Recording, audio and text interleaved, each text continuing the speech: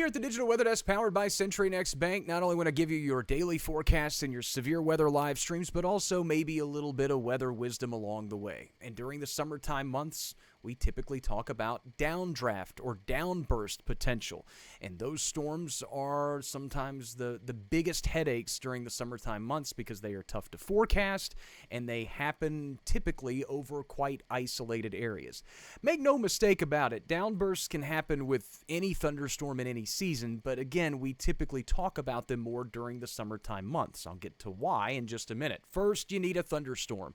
Upward moving air in the atmosphere. We call it an updraft, feeding off of the warm, humid, unstable air of the day. All of that moves up, creates clouds and rain and hail, and a thunderstorm develops. Summertime storms, however, don't move very quickly, or sometimes they don't move at all. So the rain-cooled air associated with that storm tends to collect and pool rather rapidly.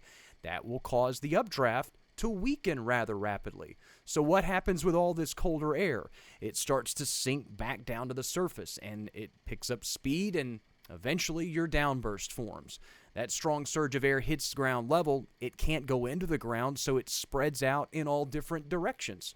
And that's where the power outages and the downed trees come from. And in many instances, a downburst can oftentimes be confused for a tornado because of the many different directions that it can cause damage from that kind of center point, if you will, from the base of that thunderstorm. What's the difference between a microburst and a downburst? Well, microbursts are just small downbursts, 2.5 miles wide or less. We also sometimes get macrobursts.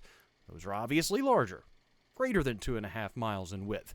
And again, we see them in all types of thunderstorms in all seasons, but we tend to focus on them a little bit more during the summertime because of the slow-moving nature of a lot of those storms. So those are downbursts. Hope you learned something today from the Digital Weather Desk, powered by Century Next Bank.